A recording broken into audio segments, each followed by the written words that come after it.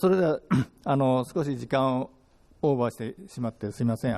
We apologize for the slight delay. ジョゼフ・ダイス We would like to now begin the press conference by His Excellency Mr. Joseph Deiss, President of the 65th Session of the United Nations General Assembly. My name is Kazuo Miyata, Editor, Sankei Newspaper, and I will be serving as the moderator. The CV of His Excellency Mr. Deiss has been distributed to you, and since we do not have much time, please refer to the distributed handout.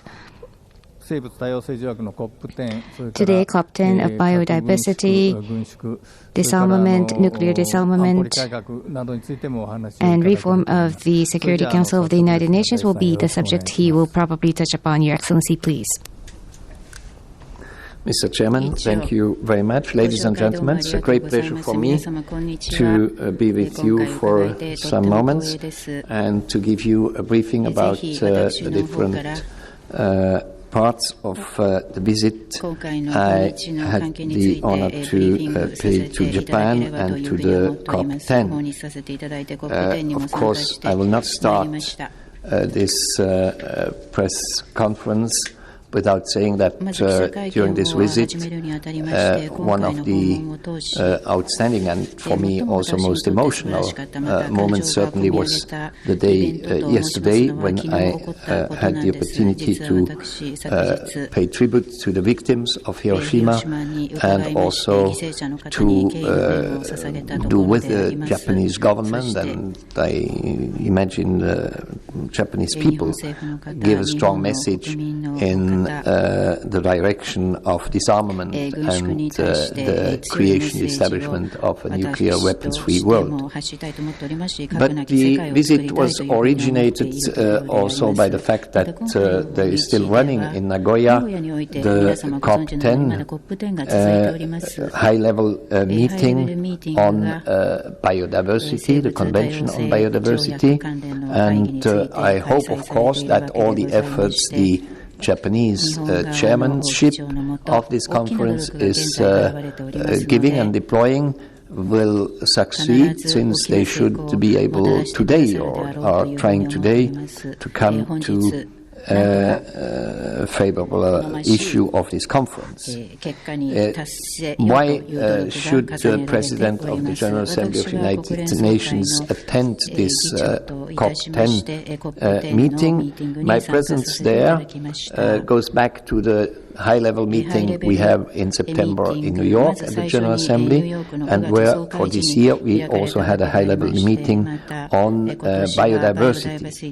Therefore, it was important to bring to Nagoya, on behalf of the General Assembly, the message that goes out of this high-level meeting, which was a clear and strong commitment of the international community under the heading of United Nations in favor of doing the utmost in order to preserve, or even where this is possible, restore the elements of the diversity of nature, since one of the strongest arguments you could hear in this debate was to say that biodiversity is, on the one hand, life in general, it's also human life and the existence of humankind that is at risk, and on the other hand, the biodiversity dimension is also an important part of the MDG goals, the Millennium Development Goals, and the development of the economy. In this context on biodiversity, I would welcome the strong leadership that Japan has deployed in this in organizing and hosting this conference, but also in giving through its Prime Minister Khan, who was present at the opening, and where he has announced an additional pledging by Japan of $2 billion US in order to help the developing countries in the context of this project of biodiversity. So this was certainly one important part of my visit. The second part was initiated by the fact that the Japanese government, starting from the point of view that I will be in Japan, addressed an official visit for me, or an invitation for an official visit to Japan, and I was, of course, delighted to have the opportunity to do my first visit outside New York as the President of the General Assembly to Japan, a country with which I already had the opportunity in my former duties as a former foreign minister or minister of economy or president of the Swiss Confederation to have very fruitful and very friendly contacts. I can give you a few points of the issues we have been discussing together with the Japanese authorities, since I met Prime Minister Kan in Nagoya, but I also met the Foreign Minister Maehara. I met the Secretary of State or Deputy Foreign Minister Matsumoto, and I had this morning also different meetings with members of your Diet, the Parliament. I could have a discussion with the Speaker of the House of Representatives, and I had also an interesting discussion with the President of the House of Councillors. So you can see that I had a very broad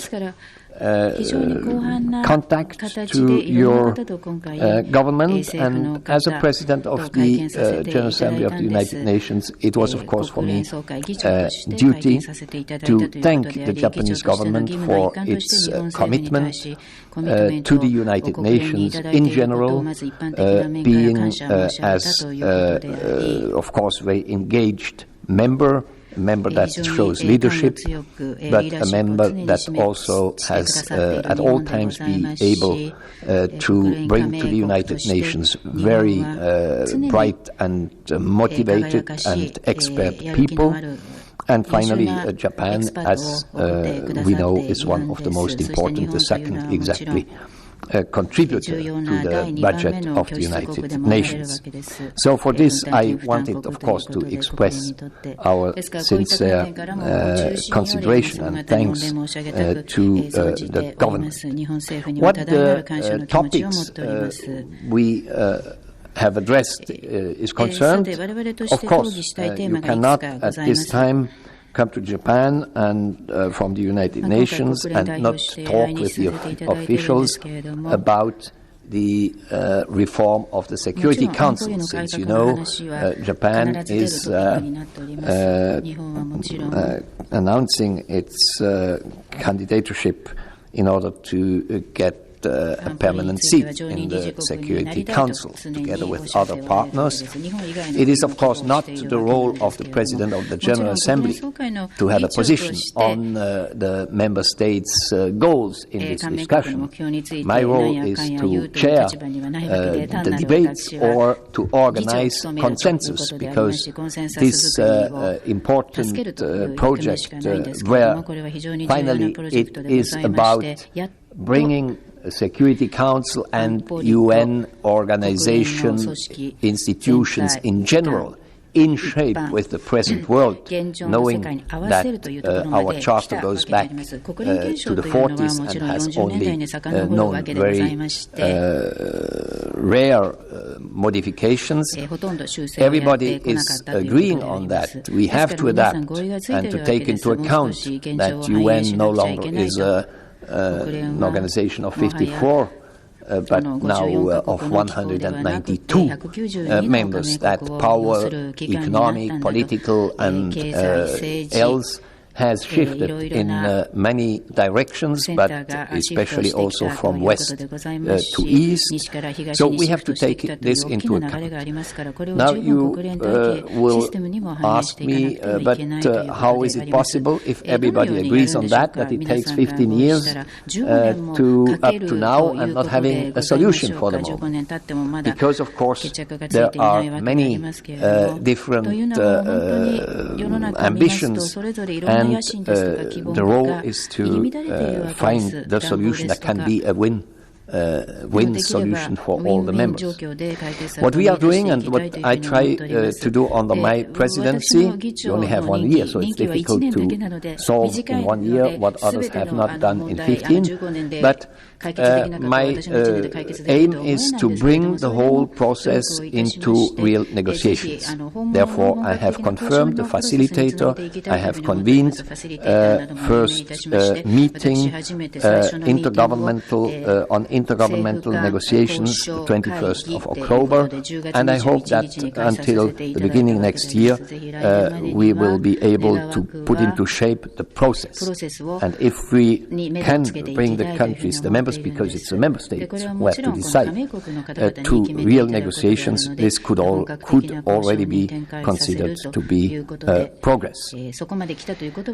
Another issue was the Millennium Development Goals. You know that we had a high-level debate on that at the General Assembly during the high-level week, and that the Millennium Goals have been shaped and decided in 2000 and should be achieved in 2015. So it was, of course, after 10 years, important to know where we stand, and I would say that beside the fact that we have to recognize that not in all dimension we are up to the targets. I nevertheless got a very good feeling after the debate we had in New York, especially coming from the strong commitments of our member states to be willing strongly to achieve the Millennium Goals. And here again I would like to pay tribute to Japan, who through its Prime Minister made a very strong commitment, we call it even the Cannes commitment, in order to help achieve the Millennium Development Goals, and Japan has announced that it will be particularly active in the fields of education and of health. We have also discussed about disarmament, since Japan is among the leaders also in this field, and this brings me, of course, back to what I mentioned already at the beginning, namely the visit I had to Hiroshima yesterday. The aim of this visit for me was, of course, first to pay tribute and show your commemoration and compassion to the victims of this tragedy and the survivors. And I can tell you that, of course, this day yesterday in Hiroshima was a very emotional one for me,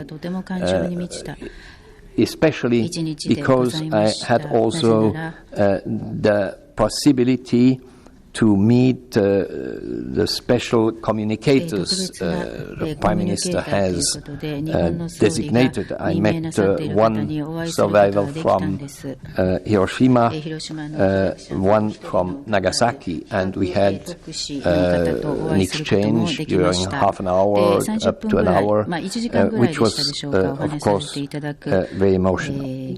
But the second reason to go to Hiroshima for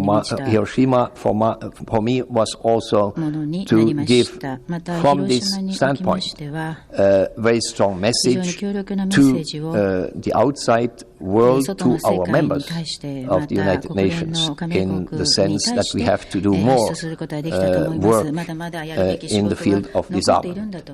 There are very positive signs at this moment in so far the START treaty, the bilateral treaty, US and Russia, in order to reduce the arsenals of nuclear weapons, could be renewed.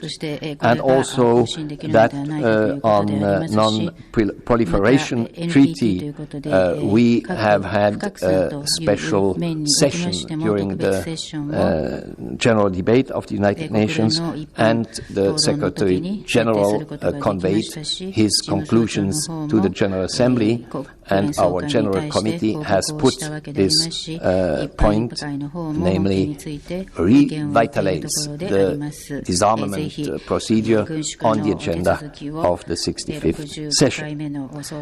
As I told you, I'm convinced that Japan here is among the leaders, and of course the goal of the Japanese population and government for a weapon-free world is one that should be fully the cause and target of the United Nations. And here also I would say that Japan is not only involved insofar it is of course acting in this direction of nuclear disarmament, but also in having, to give you this example of a Japanese official in the United Nations with Mr. Amano, the new head of the International Agency of Atomic Energy. We then also have further common interests in the field of green economy. Here I can tell you that for my 65th session of the General Assembly, which I'm the president, I have three main groups of topics. The one is MDG, Millennium Development Goals, I just mentioned before. The second is green economy, that means act in all the fields where it is necessary in order to get more sustainable activities. Biodiversity is one of the elements. Cancun and global warming is another one. The year of forests next year will be another one, or the case of water. So we have many reasons in order to work in this direction, and I will organize a general informal thematic debate on this topic of green economy, which is not totally uncontroversial, because especially developing countries fear sometimes that this argument on green economy could mean new conditionalities for them, and of course that's not what they want. My opinion is that this is not the case, and that this is really an important argument, and as an economist, of course, I'm pleading in favor of a green economy, and what I'm going to do is to try to make this topic more agreeable also to those who for the moment are a little bit reluctant. The third basket of my program this year is global governance.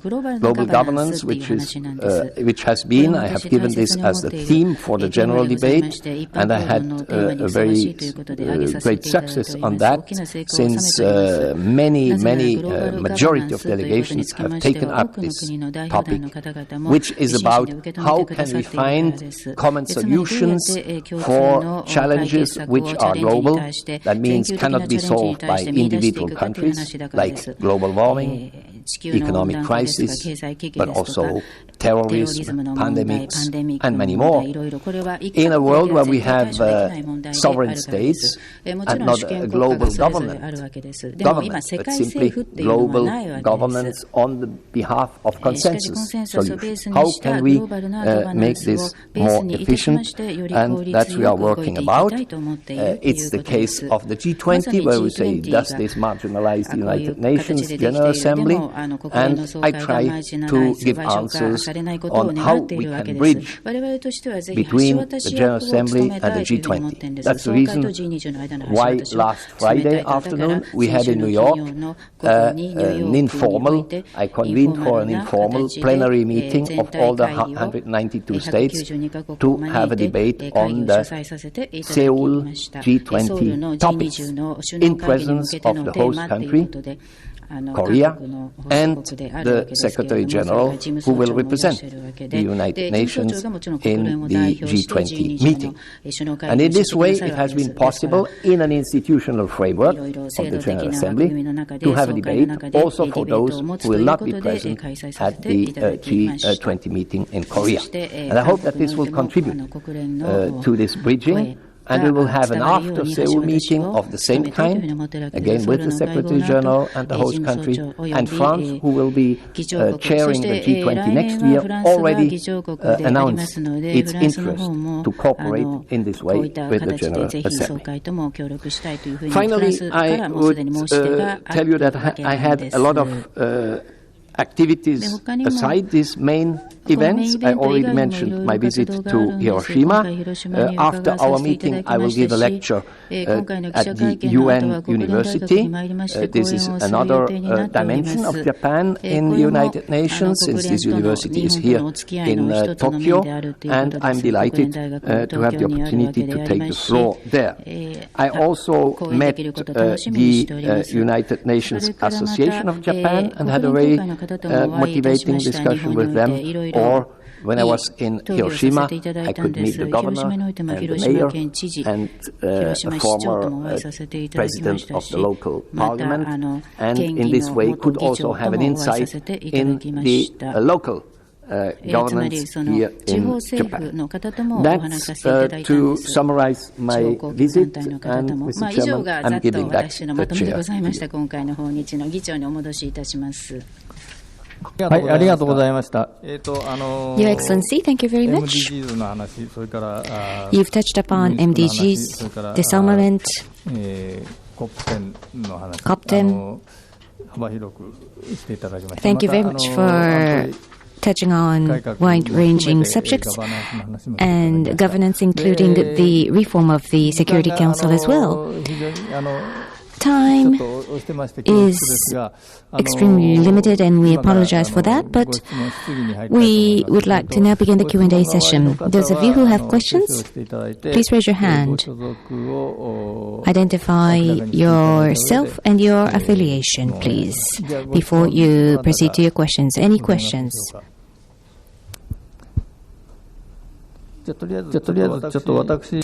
If not, then may I first of all take the floor to ask a couple of questions. First of all, you've mentioned the reform of the Security Council. In the 1990s, expansion in the number of permanent seats in the Security Council had been discussed, but thereafter that dialogue or conversation had been subdued, which has disappointed Japan. Once again, would it be possible to resume this kind of conversation? And we've heard that a framework has now been established to begin those discussions, and could you elaborate on the prospects? Yes, of course. You're welcome.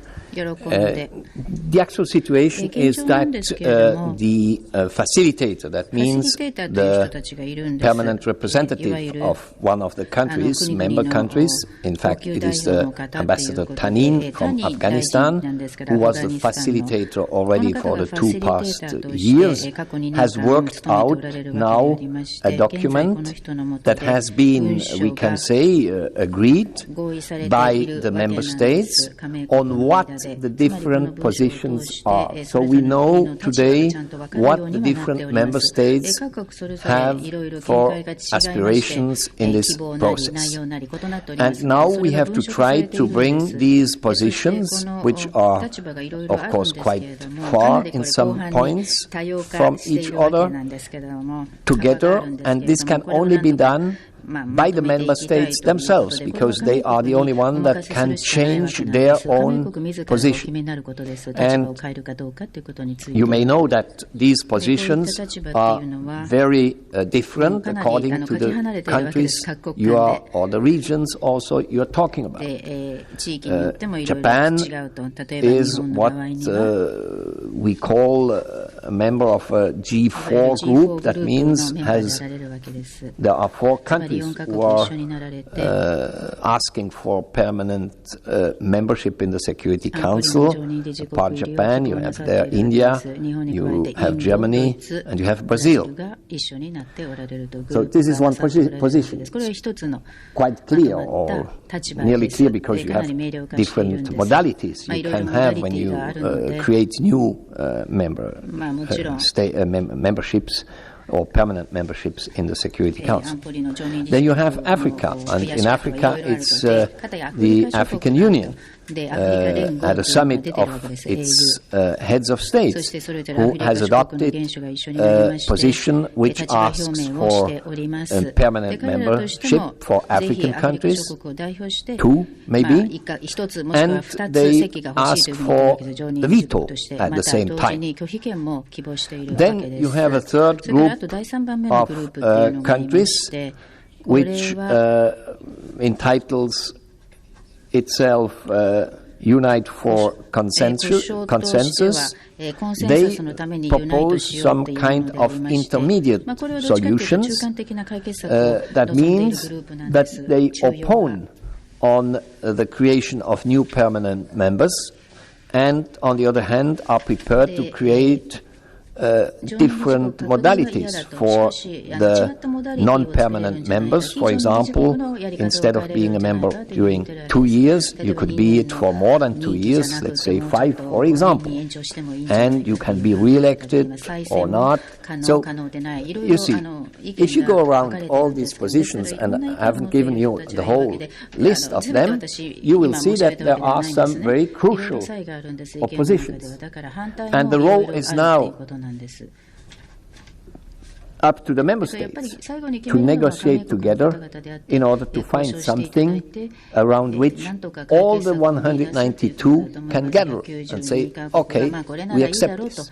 I didn't mention for the moment that we have also 5 existing permanent members who have a right of veto and who, of course, have a position or will be crucial in accepting any solution since they have the veto, and it doesn't make sense to develop a solution which may not be ratified by one of these so-called P5 countries. My role and the role of the President of the General Assembly in general will be to animate, to motivate, to organize maybe these multilateral consultations and negotiations, we hope, in order to come to a situation where the differences will go in diminishing and hopefully finally end up in a common solution. But when you are saying negotiation, this means, of course, that those who are participating have to start from the point of view that they must either convince or bring into the negotiation arguments or proposals, concessions that might win the adhesion of the others. I'm convinced that we will solve the problem only if we can find a solution that can be considered by all the member states as an improvement also for themselves individually in comparing it to the present situation. And on the other hand, that's what I'm saying to the member states. You, of course, have to keep in mind your own interests. But if every country is only looking after its individual interests, it will be impossible to find a solution. So you have also to keep in mind the common interests of the international community represented by the United Nations.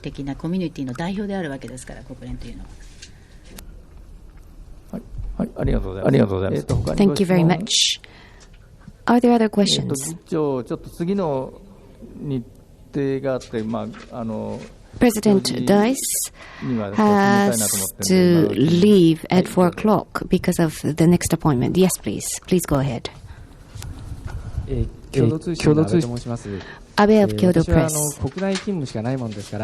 I've only been stationed within Japan, and therefore I'm not well versed on how Japan's policy is being evaluated in international scenes, including the United Nations. Since 1976, Japan has had the 3 principles of ban on export of weapons, and in substance we've been taking a ban on exportation of weapons since 1976.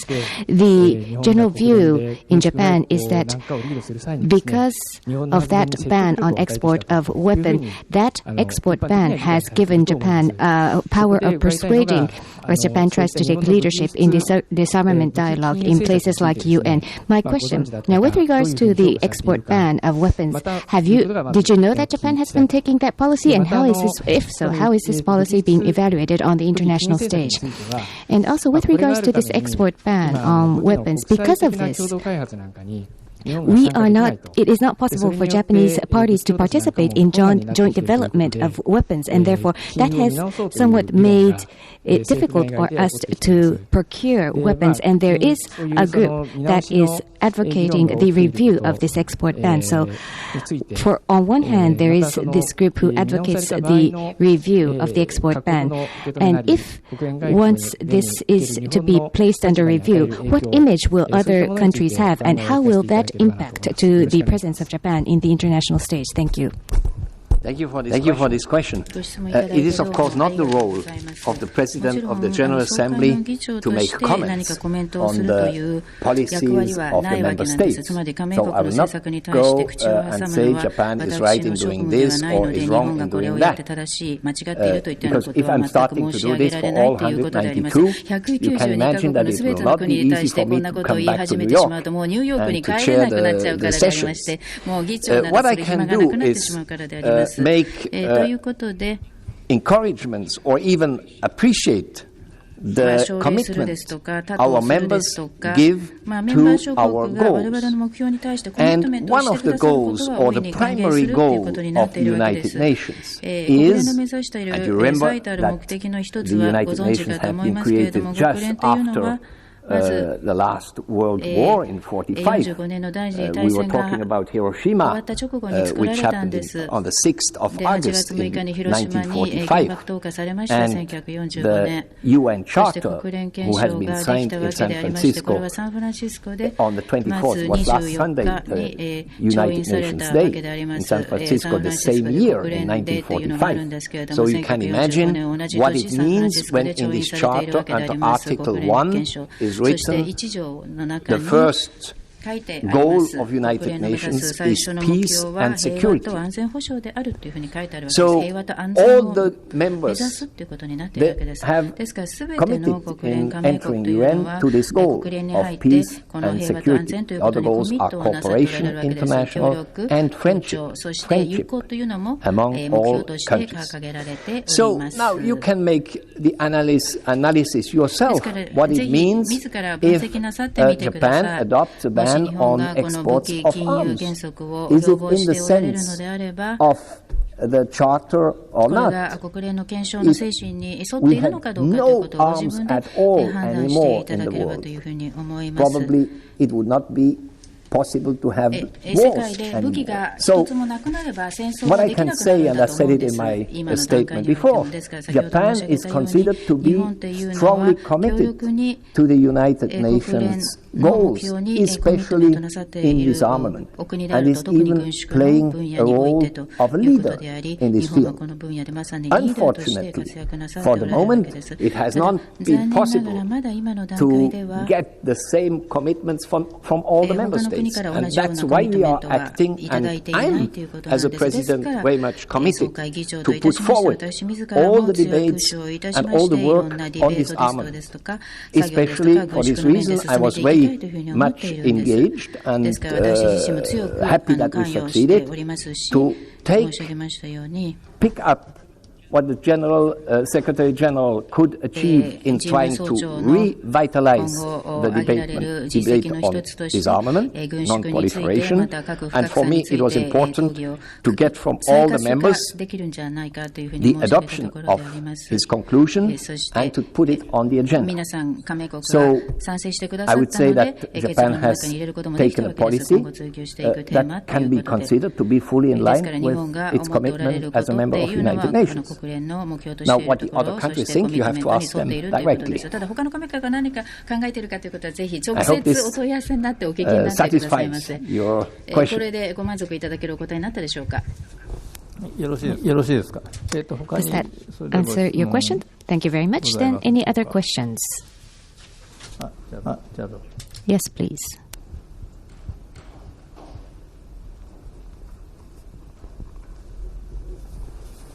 NHK の坂本と申します。Sakamoto, NHK, National Broadcaster.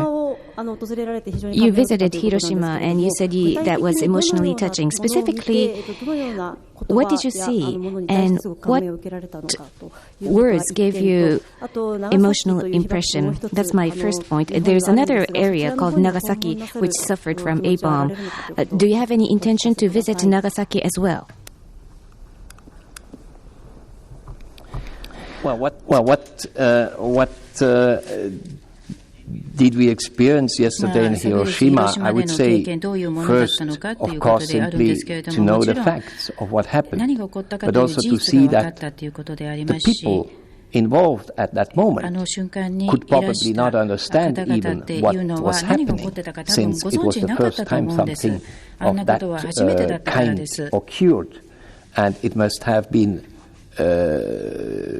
terrific to live in a situation you don't even know what is going on. The second impression is, of course, the mass of destruction such arms can have in themselves. And of course, it was especially emotional because we did not only visit the memorial where we can find, of course, a lot of testimonies of material, but also of written form on what happened. But when you meet people who are survivors of this event in history, it's of course much more realistic also to see what has happened. But I would immediately add something which may be less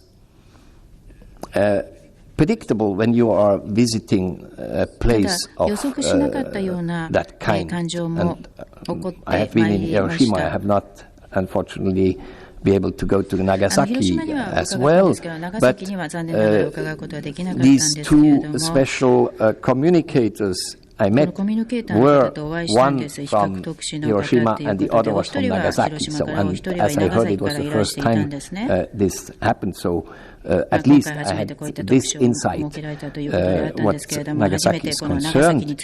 But now to come back to what I was saying is that for me, it was also very emotional to see all these, there were hundreds of school boys, girls, students visiting the memorial. It's a very vivid population. And when you went out of the memorial and you look at Hiroshima today as a city, very modern, very clean, well equipped, and people very busy. And when you speak to the governor, to the mayor, you will find an additional message to the one that says you should never let it happen again.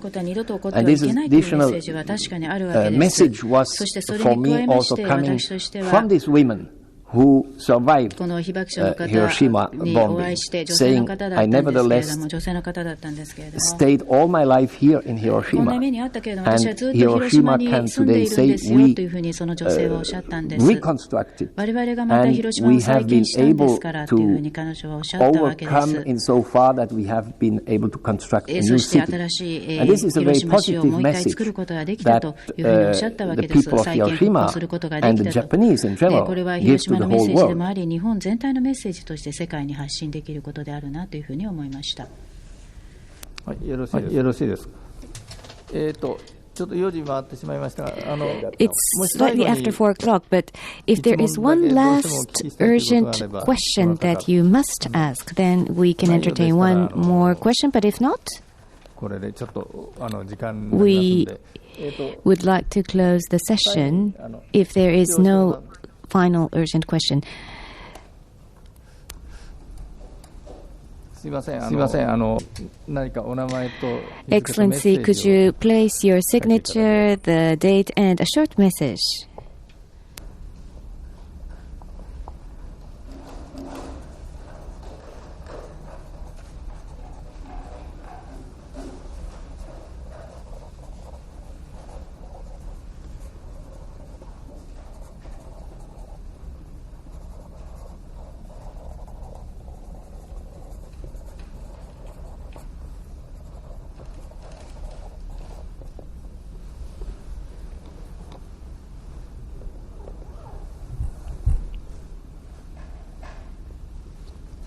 Thank you for your welcome and your interest ということで、関心を持っていただいて感謝していますということでした。それではちょっと慌ただしくて申し訳ありませんが、We apologize for having to rush through this press conference, but we would like to present President Deiss with a souvenir from the Japan Press Club and to conclude this press conference. Thank you very much.